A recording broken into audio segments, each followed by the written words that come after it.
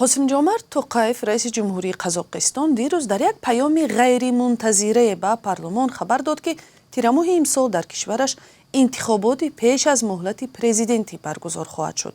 ӯ сабаби даъвати интихоботро шарҳ надод, танҳо ишора кард, ки ба гуфташ барои таҳкими давлатдорӣ ва нигаҳ доштани суръати ислоҳот чораҳо заруранд.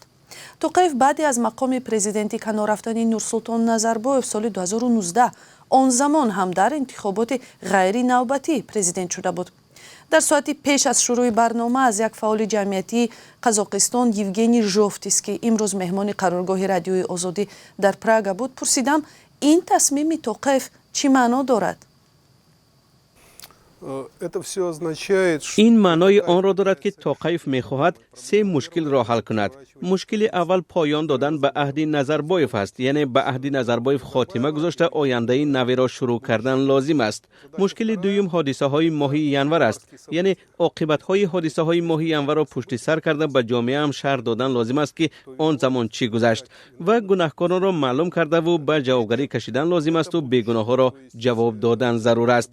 ва сеюм ин оянда аст. ӯ ваъдаи ислоҳоти иқтисодиву сиёсию иҷтимоиро кардааст. ӯ бояд ин воқеиятро барои ҳама маълум кунад, ки худаш дар қудрат мемонад ва дар интихобот иштирок мекунад. 5 сол аст ё 7 сол маълум нест, вале ӯ гуфтанӣ аст, ки вазъ дар кишвар мӯътадил мешавад ва ин як нав паём ба ғарбу мардуми кишвараш аст, ки ӯ аз пайи ислоҳот аст ва ин ислоҳотро худаш анҷом хоҳад дод. ва саволи дигари ман ин буд, ки оё то куҷо дар шароити ҷанги идомаёбандаи Русия зидди Украинаву дар асл пешгӯӣ нашаванда будани вазъият дар минтақа нақшаҳои Тоқаев иҷрошаванда ҳастанд? ба ин ҳолат аз рӯи вазъияти ҳозира бояд баҳо диҳем. ҳоло вазъияти геополитикӣ ба ҳама чиз таъсири зиёд мерасонад ва ҳам метавонад ба истиқлолу ояндаи Қазоқистон таъсири ҷиддӣ расонад. ин ҷанг дар Украина аст ва ҳам таҳаввулоте, ки метавонад дар Кремли Русия рӯй диҳад. ва аз ҳама муҳим ин, ки ҷанг бо чӣ меанҷомад.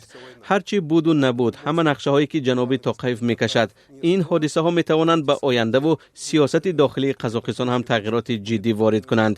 аз ин рӯ ин чиз мавриди нигаронии ҷиддӣ аст. ташаккур. Евгений Жовтис, фаъоли ҷамъияте аз Қазоқистон, ба саволҳои радиои Озодӣ посух дод.